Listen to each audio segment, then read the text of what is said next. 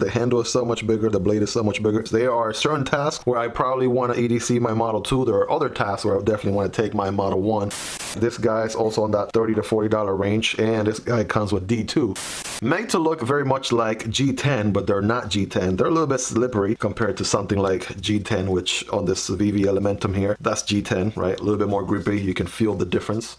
Hello and what is going on, guys? It's your boy Miguel here, back at you with another knife review. Today we're going to be reviewing, boom, this guy right here, the Ontario Rat Model 1. This is very popular, very well known, such an icon for so many years. It is not a new knife. It has been around for many years now, and yes, we're going to be reviewing it here in the channel after doing an unboxing not that long ago. I've had a chance to EDC this knife over the last couple of months since the unboxing, and it has been a rock solid EDC. We're going to go ahead and break down during this review the good, the bad, the ugly, everything you need to know, the likes and dislikes, all about this knife here. So if you have one or you're considering buying one, you can at least get some insight, get some feedback. Let's go over some quick basics. This guy has the drop point blade right here, very iconic drop point blade on the entry model Aus A blade right there. This is the Model 1. The Aus A blade right there is the entry point. There's also a D2 option as well. It's a little bit more expensive. We'll get into that a little bit later. By the way, guys, links are in the description for any knives that you see on the video, including this guy, so make sure to check those out down below. They come to you no extra cost. They definitely help out the channel. That being said, this guy is going to be a liner lock right here. You can see it is a thumb deployment and a liner lock, so there's no flipper on this guy. We'll get more into that. You can of course thumb deploy it,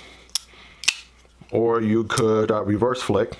It's a little bit challenging on this guy because the blade is so massive, but you can get it done. Those are your two deployment options. No flipper, of course, no button on this guy. And then you have this nylon or FRN sort of scales on this guy. We're going to get more into that as well. So how's the action on this guy? Well, you have a, like I mentioned earlier, thumb deployment and reverse flick. Those are your only two, and the reverse flick can often fail if you don't put the right amount of pressure. It definitely takes a little bit of practice, yeah, to get it done the right way. This guy again has an Aus A steel here, very flat grind drop point blade on this nylon scales black, made to look very much like G10, but they're not G10. They're a little bit slippery compared to something like G10, which on this VV Elementum here, that's G10, right? A little bit more grippy. You can feel the difference. Well, this deployment is made possible by a washer. We got two washers right here. I'm not sure if you guys can see. On that side is a nylon washer in white. This one is a phosphorus bronze, so you got a combination of both right there in the pivot for this action. It is not on ball bearings by any stretch, right? So that's you know, that could have some pros and cons right there. Some people prefer washers, some people prefer their ball bearings, right? Well, I can tell you the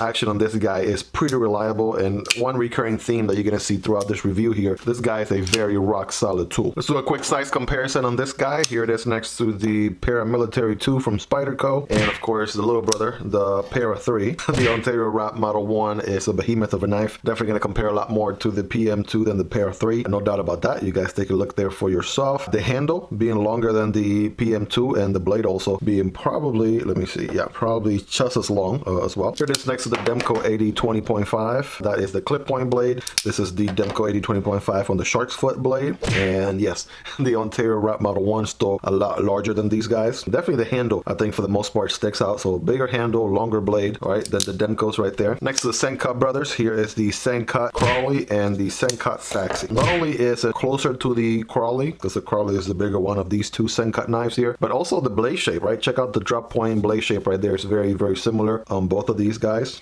right? And then you still have such a, you know, chunk of handle still left right there. Well, you guys be a judge of that. And this guy, of course, has a smaller brother. You've seen it in the channel before, of course, the Rat Model 2.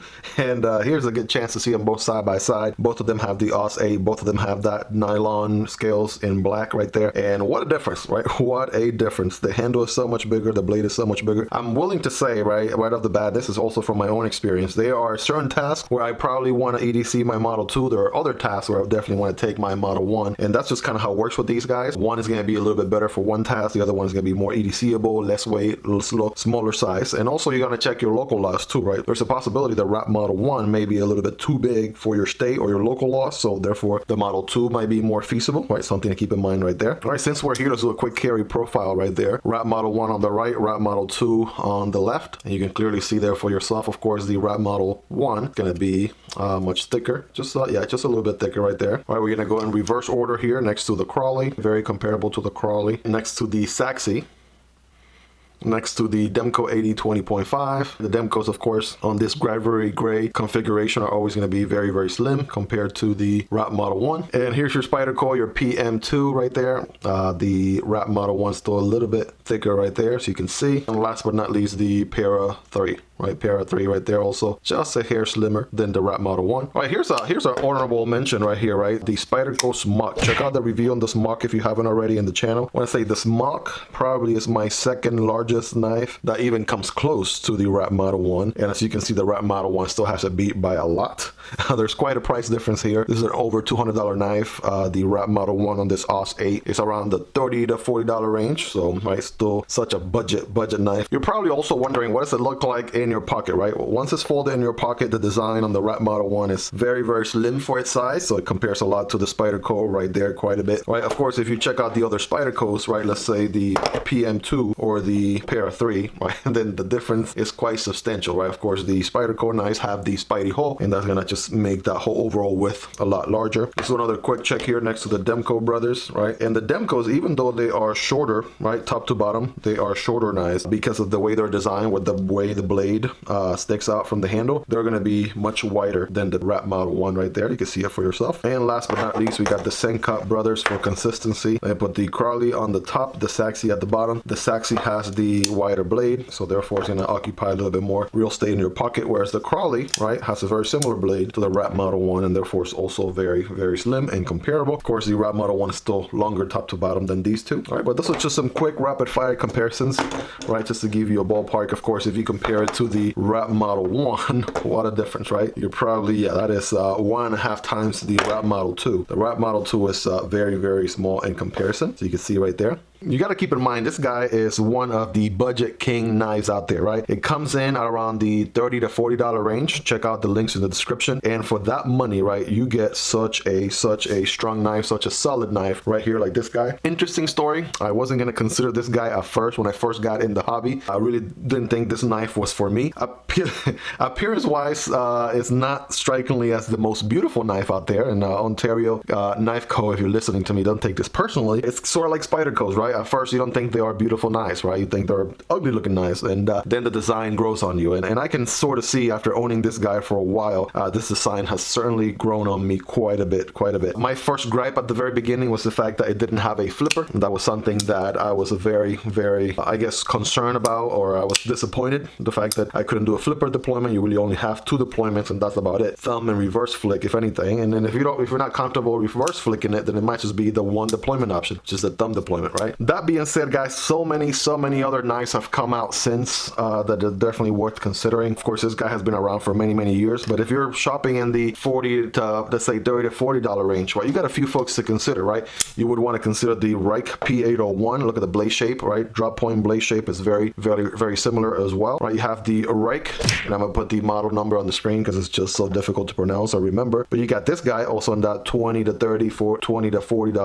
$40 range. You got the Civivi Ortis, which is also a great knife, and I mean, in that budget category, a budget king of its own right there. You got the Fleisa folding knife. Also, this guy is also in that $30 to $40 range, and this guy comes with D2. Of course, I know the Model 1 offers D2, but at a higher cost, whereas this guy offers D2 in the same price range. And last but not least, if all else fails, the Civivi Elementum is going to be on that $50 range, but again, a solid EDC as well. Right? So you have a solid line out there. So many different contenders for the budget category. And yeah, if you're looking for a knife that you can beat on, which is a knife that you can use on your daily tasks, even hunting, even doing a little bit more than just cutting paper or cardboard, all right, this guy is going to be a solid choice. Again, you have the Ortis, you have the P801, right? You have other budget knives out there to consider, but this guy is up there as well. Very reliable. I mean, lots and lots of great reviews over many years that this guy has been out, and people speak very highly of it, myself included. I'm glad that I actually got this one, not only to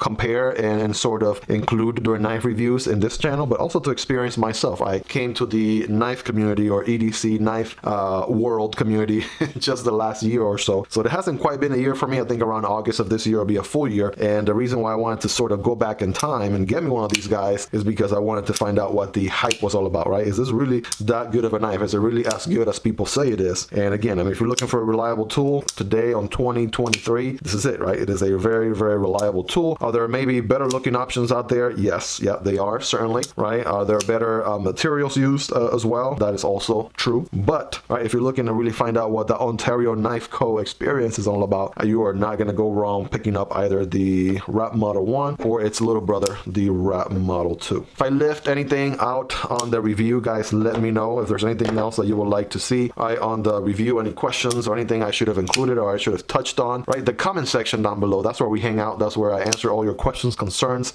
You know, reach out to me, let me know how I did, give me some feedback. Look out for the review on this guy, by the way, guys. If you made it this far, you guys are the real MVPs. Chances are that the review for this guy will be out here pretty soon. If that is the case, I'm gonna put a card right here for you guys to check that out. But that being said, guys, I hope you all have enjoyed the video. Thank you so much for sticking around to the end. I love you all, and I hope you guys have a fantabulous rest of your day. Take care. Peace.